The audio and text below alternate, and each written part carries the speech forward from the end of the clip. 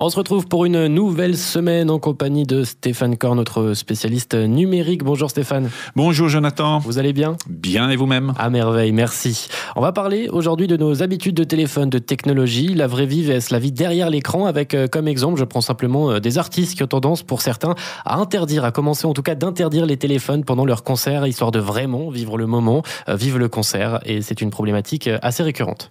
Oui, tout à fait. Face à ces marées de flash et de lampes de poche allumées qui sont en train de les filmer, on a l'impression que les gens ne vivent plus l'instant présent. Et finalement, c'est aussi ce qu'une marque de bière a essayé de mettre en avant dans différents festivals au Mexique et à Amsterdam.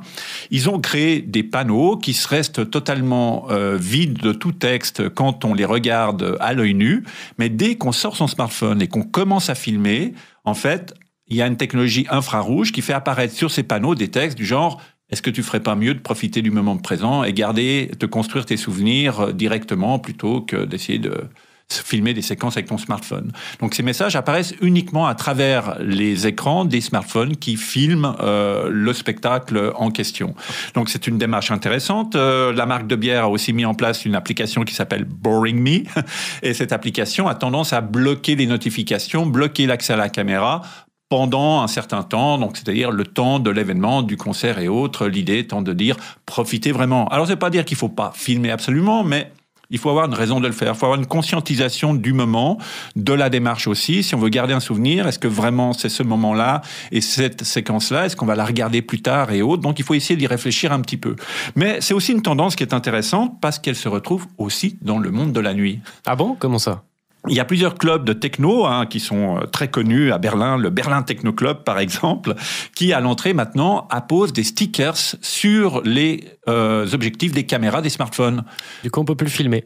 Non, ce qui se passe dans le club doit rester dans le club. Et d'ailleurs, le club ne communique pas du tout sur le contenu de ces soirées. Il communique sur le fait qu'elles vont avoir lieu, mais pas sur le contenu.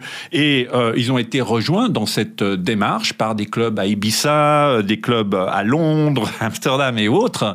Parce que derrière, il y a aussi la protection de la sphère privée, mais la protection de l'image des gens qui vont passer un bon moment. Parce que aujourd'hui, on sait que si on sort, on doit faire attention parce qu'il y a toujours un objectif qui peut capturer ces moments. Et dans des clubs de techno, dans des boîtes de nuit, peut-être que ces moments festifs ne correspondent pas à la réalité de ce qu'on présente dans la société. C'est-à-dire qu'on va avoir peut-être, un comportement beaucoup plus exubérant et qui peut-être va être jugé par des tiers s'ils ne font pas partie du contexte de la soirée.